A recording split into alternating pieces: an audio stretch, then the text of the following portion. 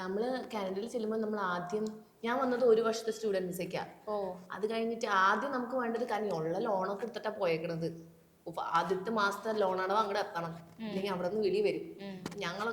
ഞാൻ ക്ലാസ്സിന് പോയില്ല, എനിക്ക് പഠിക്കാനല്ല ഞാൻ പോയേക്കുന്നത്, എനിക്ക് എങ്ങനെയെങ്കിലും ഒന്ന് പിടിച്ചു കയറി വരണം. അതാണ് എന്റെ ഫസ്റ്റ് പ്രയോറിറ്റി. അപ്പൊ ഞാൻ എന്ത് ചെയ്തു, ഞാൻ ജോലി അന്വേഷിക്കാൻ തുടങ്ങി. അപ്പൊ ഞങ്ങൾ പോയത് ചെറിയൊരു റൂറൽ ഏരിയ പോലെ ഒരു സ്ഥലമാണ്, 10,000 ആൾക്കാരുള്ള സ്ഥലത്താണ്.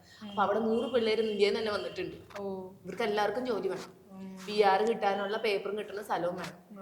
ഞാൻ എല്ലാവരും ക്ലാസ്സിൽ കയറിയിട്ട് ഞാൻ റെസ്യൂം കൊടുത്തോണ്ടിരിക്കുക, ഒരു ജോലി.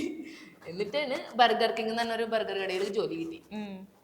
അവിടെ ജോലി കിട്ടി കഴിഞ്ഞപ്പം ഫസ്റ്റ് പറഞ്ഞത് ഇങ്ങനെ ബാത്റൂമിലേക്ക് കഴുകാനുള്ള സാധനങ്ങളൊക്കെ എടുത്തരും, പോയി കഴുകിക്കോളാം. ഫസ്റ്റ് അവരവിടെ നിന്ന് ബാക്കിൽ നിന്നാ തുടങ്ങാം. നാട്ടില് ബയോമെഡിക്കൽ എഞ്ചിനീയറിംഗ്, ഇവിടെ ബയോമെഡിക്കൽ എഞ്ചിനീയർ ഒന്നും ഇല്ല,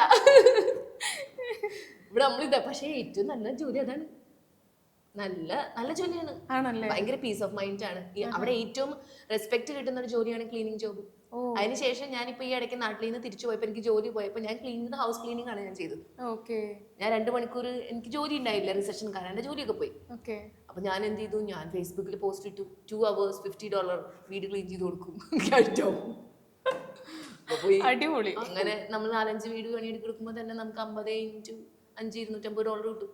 നമ്മുടെ ഞാൻ ഈ ബാങ്കിൽ ജോലിക്ക് കയറുന്നതിന് മുന്നേ നമ്മുടെ വട്ടച്ചെലവും ചെലവൊക്കെ പോണ്ടേ. അപ്പൊ അങ്ങനെ ഫസ്റ്റ് അവിടെ ജോലി കിട്ടി. പിന്നെ സ്ക്രാച്ചസിൽ നിന്നല്ലേ നമ്മൾ തുടങ്ങുന്നേ. തീർച്ചയായിട്ടും. ഇപ്പൊ നമ്മുടെ നാട്ടില് നമ്മുടെ ഫാമിലി ബിൽഡ് ചെയ്ത് കൊടുത്തേക്കണ പോലെ ഒരു ബിൽഡിംഗ് അപ്പൊ അവിടെ ഇല്ല.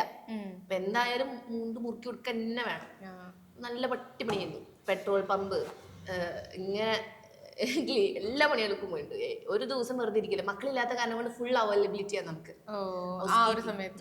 ഞാൻ രാവിലെ 7 തൊട്ട് 3 വരെ ബർഗർ കിങ് ഞാൻ ജോലി ചെയ്യുന്ന സ്ഥലത്ത്, അത് 4 തൊട്ട് 10 വരെ ഹൗസ് കീപ്പിങ്ങിന് പോകും.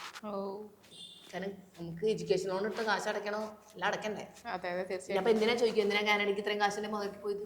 ഇവിടെ ക്യാഷ് ഇട്ടോണ്ട് ക്യാഷ് കിട്ടുന്നുണ്ട്, പിന്നെ കുഴപ്പമില്ല. എനിക്ക് ഇപ്പൊ എല്ലാവരും പറയുന്ന പോലെ കാനഡയിൽ നമ്മൾ ഇട്ട എഫേർട്ടിന് നമുക്ക് വാല്യൂ ഉണ്ട്. എനിക്കിഷ്ടമാണ്, എനിക്ക് അന്നം തരുന്ന നാടാണ്. എനിക്ക് പക്ഷേ ജീവിക്കാൻ എവിടെ ഇഷ്ടം എന്ന് വെച്ച് കഴിഞ്ഞാൽ എൻ്റെ നാടാണ്. ബട്ട് ലൈക്ക് എനിക്ക് എല്ലാ രീതിയിലുള്ള സപ്പോർട്ടും, എനിക്ക് എന്തെങ്കിലും ഒരു സ്റ്റാൻഡ് തന്നിട്ടുണ്ടെങ്കിൽ അത് എൻ്റെ നാടാണ്, കാനഡയാണ്.